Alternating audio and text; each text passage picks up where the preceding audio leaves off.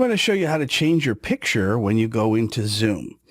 If we go into Zoom, just open up the application. In the upper right-hand corner, you'll see your account. So I'm going to hit the drop down and choose Change My Picture. And what will happen is it'll automatically launch the Zoom website. And if you're not logged in, it'll prompt you to log in at this point.